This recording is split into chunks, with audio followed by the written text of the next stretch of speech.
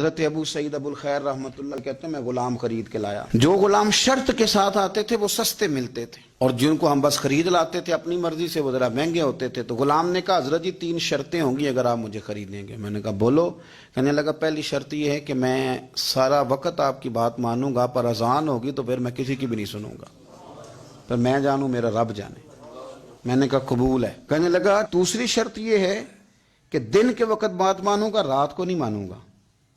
میں نے کہا یہ آرام کرنے کا عادی ہوگا، نیند زیادہ آتی ہوگی، بعض لوگ زیادہ سوتے ہیں. میں نے کہا ٹھیک ہے. اس نے تیسری شرط یہ کہی کہ بہت سارے جگہوں پہ لوگوں کے زیادہ غلام ہوتے ہیں تو ایک کمرے میں 5-5 6-6 لوگ رہتے ہیں. میں کمرہ علیحدہ لوں گا اکیلا، ٹوٹا پھوٹا دے دیں، پرانا دے دیں، کسی حویلی کے پچھواڑے دے دیں، پر کمرہ میں الگ لوں گا. کہتے میں نے کہا یار یہ بھی قبول ہے. میں اسے گھر لے آیا. میرے دل میں تھوڑا تھوڑا کھٹکا تھا کہ یہ کہتا ہے میں وقت پر نماز کے لیے جاؤں گا، کہیں کام چوری نہ کرے، لیکن فرماتے ہیں یہ تو کام دوسروں سے زیادہ کرتا تھا اور توجہ سے کرتا تھا اور ذوق سے کرتا تھا. 2 دنوں کا کام 1 دن میں کر جاتا. فرماتے ہیں ایک رات کسی مجبوری کے لیے مجھے کوئی پیغام آ گیا، کہیں جانا تھا. میں اور میری اہلیہ اٹھے، حویلی کے پیچھے ایک پرانے کمرے میں وہ رہتا تھا. جب ہم اس کے قریب سے گزرے تو اس کے کمرے کی عجیب حالت دیکھی کہ زمین سے آسمان تک نور ہی نور. ہم نے جب کان لگا کے سنا تو وہ رو رہا تھا اور کہہ رہا تھا مالک میرے ذمہ نہ میرے آقا کے بھی حقوق ہیں، اس لیے میں سارا دن تیری عبادت نہیں کر سکتا، صرف رات کو کرتا ہوں.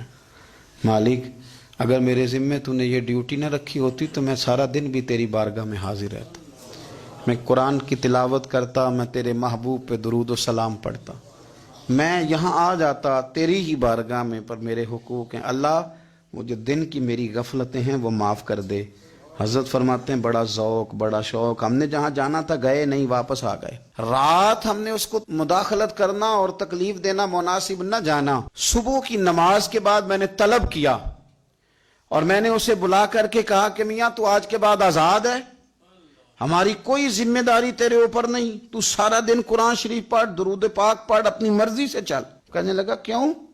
جلال میں غصے میں بات کرنے لگا. کیا مطلب ہے آپ کا؟ میں محنت کروں گا، کام کروں گا، یہ آپ کیا کہہ رہے ہیں؟ تو فرماتے ہیں میں نے اس سے کہا کہ رات نہ ہم نے تیرا منظر دیکھ لیا، تیری دعائیں تیری التجائیں، رب کے ساتھ تیرے رشتہ ہم مطلع ہو گئے. کہتے ہیں ہم نے یہ کہا تو اس نے آسمان کی طرف دیکھا، پھر نظر جھکائی، کہنے لگا مالک تو نے تو راز ہی کھول دیا. یہاں لوگوں کی جعلی کرامت مشہور ہوتا ہے تو وہ کمائی نہیں کرنی شروع کر دیتے، تویز دھاگے کی دکان نہیں چل جاتی. اللہ تو نے راز ہی کھول دیا، میں تو سراپا مخزن راز تھا، میں رہا تھا مدت و راز میں، یہ تو تیرا شوق کے دید کشاں کشاں مجھے کھینچ لایا مجاز میں. تو نے یہ کیا عجب کیا، مجھ کو بھی فاش کر دیا، میں ہی تو ایک راز تھا سینہ کائنات میں، مالک میرا بھی راز کھول دیا. اور پھر کہنے لگا اللہ یوں نہ کر، تیرے میرے پردے ہیں، ان پردوں کو نہ کھول. یہ لفظ کہے زمین پہ لیٹا، کلمہ پڑا، روح پرواز کر گئی. عرش فرشتے بانگا ملیاں، مکے پہ گئی شور.